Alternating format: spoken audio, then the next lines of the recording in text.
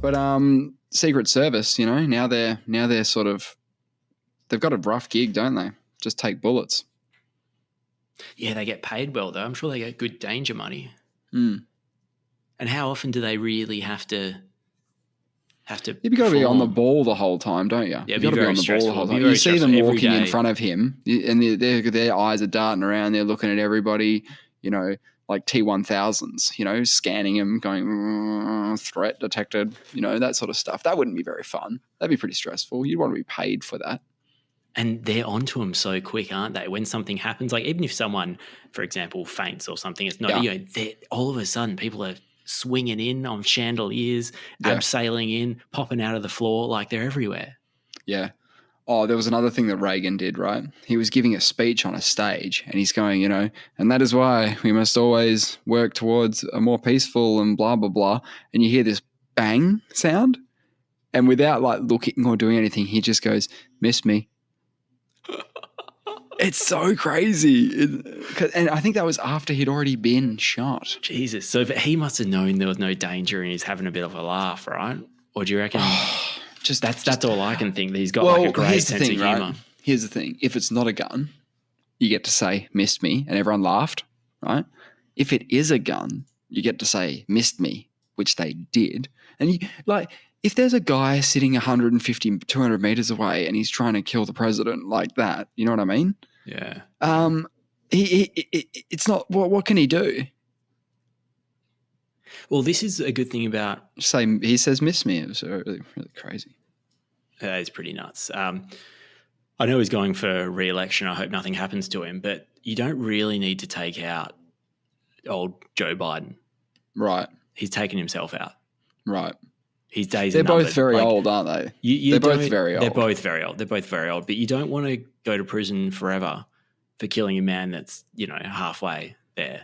Yeah, you want to make sure you kill people who are young, right? Yeah, that's the way to do it. Yeah, well, Jesus. Well, it's like that guy. What about the guy who tasered the 95-year-old lady in the home recently, and the police officer, and she died, unfortunately. Yeah, and the police officer's in hot water. Yes. But the thing is, when you're sentencing this bloke, you don't take into account how old the person is that you killed. Right? No, of course not. He's going to potentially get done for obviously there's some mitigating circumstances. Yeah, they don't go, she only had 2 years left, therefore the murder charge comes down by a bunch or whatever it is, whatever charge it is. Yeah, for sure. Yeah, but how brutal, right? Of course. Can you imagine getting a life sentence for killing someone that's 3 days away from? Yeah, I can imagine that. That's the rules, man.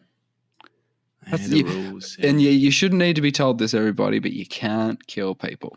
Okay, it's against the rules. Talking about Biden, though. Yeah.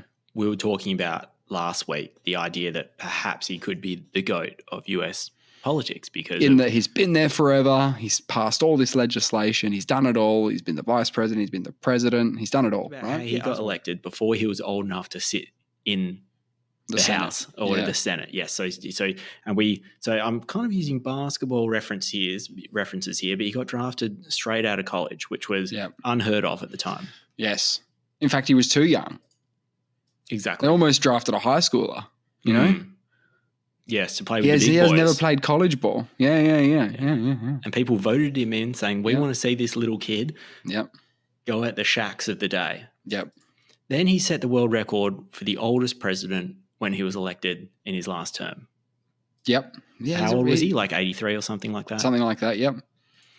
And in that election, he got the most votes of any election ever, any American election ever, to beat the Trump, who got the second most votes ever.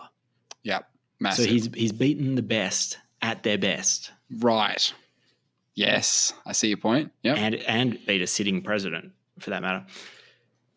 If he gets re-elected, he will complete the maximum term a president can sit. And he will break his own world record for the oldest president ever. Again, probably a record that will never be broken again. Exactly. So he's also maxed out his vice presidency, acting as VP for 8 Obama. years. Yeah. So he's got a max contract for VP. He's done a max contract. What if he gets re-elected? Is that true? Is that true? Yeah. Is that true? Yeah, that's true. No, really? VPs can't do more than 2 terms either. Really? Yeah. You can't just be a like the VP. No, I think the reason they have those rules in, I think they lend themselves to corruption, because you get the same person occupying these powerful positions potentially. Right. Could you imagine? Or what you do is, instead of being president, you just stay the VP for 50 years. That's what I'm saying. But no, but he obviously can't, because it goes Democratic and Republican in America. But he could come back every 8 or so years and become VP again, like your Dick Cheney or something like that. So what I'm saying is, he's got the most games played. Right. Runs on the board though? Yeah, lots of runs on the board. In 12 January 2017, he got the Presidential Medal of Freedom with a distinction. I did see that on Obama's last day, right? That's it. I watched that, yep. And it's very rare to get the Presidential Medal of Freedom with distinction. Wow. Got a bit of distinction. Let me give you some context on that. Go on. 8 people, the first people to ever get this medal with distinction, 8 people got it in 63. That's when it came in. And so there was an avalanche where they just gave it to a bunch of them, right? Right. Probably well-deserving people who, Probably. 8 people. 3 of them got it in 64. Right. 1 in 67. Yes. 5 in 69. And this is, in the 60s, this was the big decade for presidential medals with distinction. Right. That was the peak, was it? That was the peak. And then they sort of went out of favor. There was 3 of them in 76. Yes. 1 in 77. 1 in 87. So 10 years went by. No one had one. No one had one. 2 in 93. Then you've only got 2 left. You got Pope John Paul II got one in 2004. Then Joe Motherflippin' Biden gets one in 2017. Wow, that's lofty competition, isn't it? That's hanging out with the big boys, aren't you, at that point? Oh, yeah. 5 days after this, with distinction, Presidential Medal of Freedom, he got the Member of the Order of Liberty of Ukraine. Okay, it's been made a member of the... Okay, it's got another one. Another one, he got Israel's President's Medal in 2022. I think when Tony Abbott was in power, he brought back Knights and Dames and famously knighted Prince Philip as the first person to get knighted in Australia in a very long time. This is a similar thing that we would offer as we have the Order of Australia medals and stuff as well. But he went and knighted the de facto king, essentially.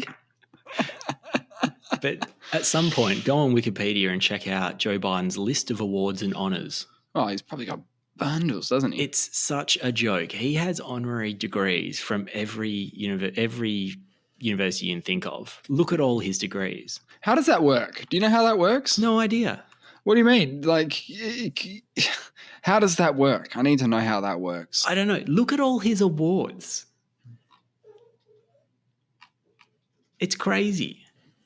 He was the Time Person of the Year in 2020. Yeah. You don't want to go through that list though, do you? No.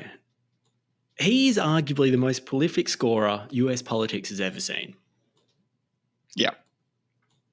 I mean, just numbers on paper. On paper. They've built him up to be an absolute beast.